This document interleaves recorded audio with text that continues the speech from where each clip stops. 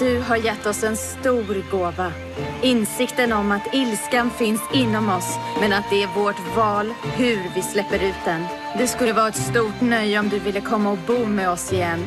Jag kan inte nog säga hur mycket vi saknat din vackra röst.